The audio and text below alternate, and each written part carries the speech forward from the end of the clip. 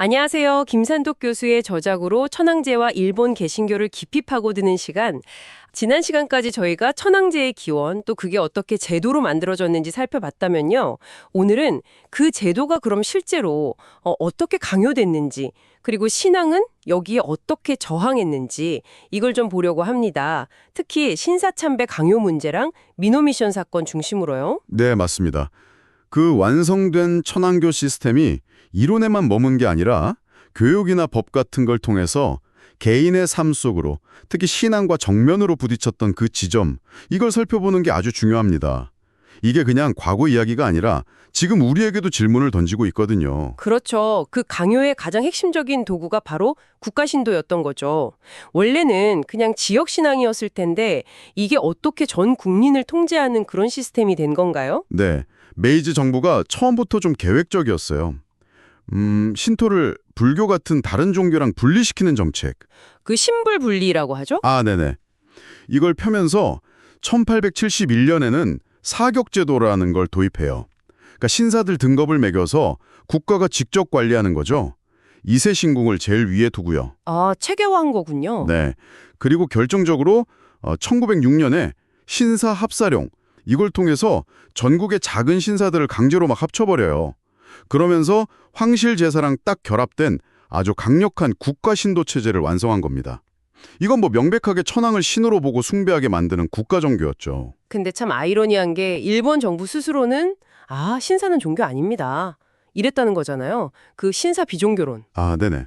그 속내가 뭘까요? 그게 핵심입니다. 아주 중요한 지점이신데요. 그건 결국 국내외적인 비판, 특히 정교 분리 원칙 어긋난다는 비판을 피하려고 했던 거죠. 일종의 교묘한 말장난이었어요. 명분 쌓기용이었군요. 그렇죠. 실제 목적은 천황을 중심으로 한 국가 이데올로기, 그러니까 천황교를 모든 국민에게 강제로 주입하려는 거였거든요. 특히 1925년에 그 치안유지법, 이게 만들어지면서 국채,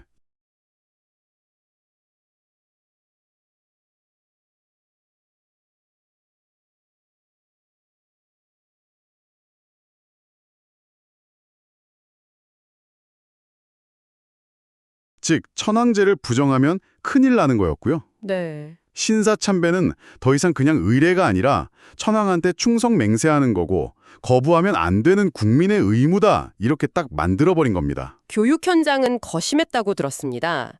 그 교육치거라고 해서 천황 가르침을 막 주입하고 신사참배하면 애국자, 안 하면 비국민 이런 식으로요. 맞습니다.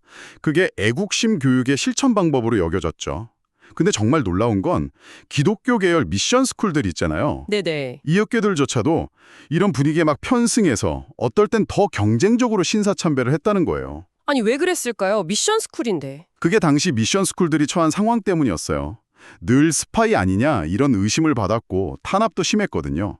그러니까 우리도 애국적인 일본인이다, 이걸 증명해야 한다는 압박감이 엄청났던 거죠. 생존을 위해서였을 수도 있겠군요. 뭐 그랬을 수 있습니다.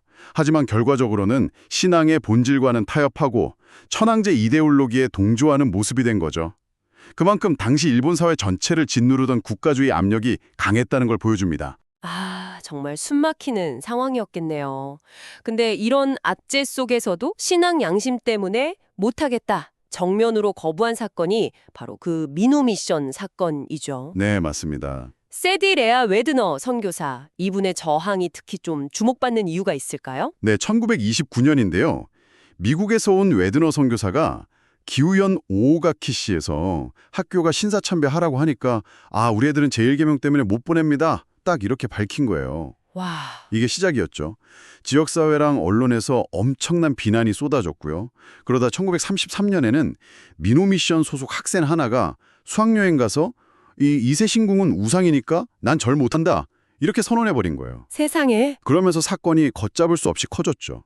특히 그때 일본은 국제연맹 탈퇴하고 막 극단적인 국가주의로 치닫던 때라 그 핍박은 정말 상상을 초월했습니다. 폭도들이 학교에 막 쳐들어가고 교역자들 잡아다가 고문하고 그러다 목숨까지 잃는 일도 있었고요. 정말 한 개인, 작은 공동체가 그 거대한 국가의 광기에 맞선다는 게 어떤 의미였을지. 네, 웨드너 선교사 본인도 기록에 이건 생명에 걸린 문제다, 우린 언제 살해될지 모른다 이렇게 쓸 정도였으니까요. 그런데도 민호 미션은 끝까지 성경에 따라서 신사참배, 우상숭배는 안 한다. 이 입장을 지켰습니다. 아, 안타깝게도 결국 웨드너 선교사는 순교하시게 되죠. 네, 과로와 그 극심한 스트레스 때문에 병을 얻어서 결국 미국으로 돌아가시는 배 위에서 돌아가셨어요. 아, 재판을 해보라는 권유도 있었다던데 거절하셨다면서요? 일본에서는 이게 재판이 될 수가 없다. 세상을 시끄럽게 한 죄로 다루기 때문에 절대 못 이긴다. 이 말이 참 많은 걸 생각하게 합니다. 바로 그겁니다. 웨드너 선교사의 통찰력이 거기서 드러나요. 이게 단순히 법으로 싸울 문제가 아니라는 걸 알았던 거죠. 천황제라는 그 거대한 이데올로기 앞에서는 진실이나 정의가 설 자리가 없다는 현실을 정확히 꿰뚫어 본 겁니다. 국가 권력이 법 위에 있을 때 사법 시스템까지 어떻게 망가지는지를 보여주는 거군요. 그렇죠. 그리고 더 가슴 아픈 건 그때 대부분의 일본 교회나 다른 선교사들은 오히려 미노미션을 비판했다는 거예요. 아, 저 사람들은 일본 문화 몰라서 그런다. 정보 방침 따라야 한다. 이러면서 소위 일본적 기독교라는 이름으로 현실과 타협해버렸죠. 아, 참.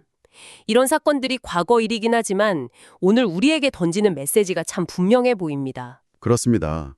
국가 신도는 전쟁 지고 나서 공식적으로는 없어졌지만 그 정신적인 뿔이 있잖아요.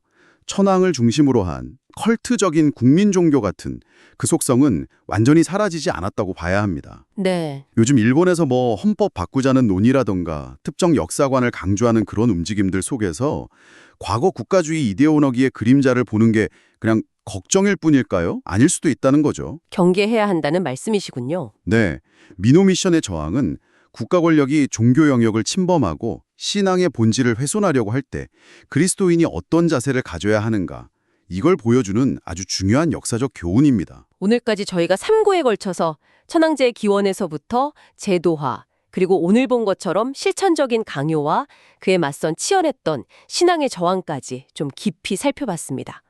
특히 미노미션의 그 순교적인 증언을 보면서 신사참배는 그냥 문화나 의례가 아니라 제1계명을 정면으로 어기는 명백한 우상숭배였다는 걸 다시 한번 확인하게 되네요. 네, 미노미션 이야기는 정말 국가나 사회의 그 거대한 압력 앞에서 신앙의 순수성을 지킨다는 게 얼마나 중요하고 또 얼마나 어려운 일인지를 여실히 보여줍니다.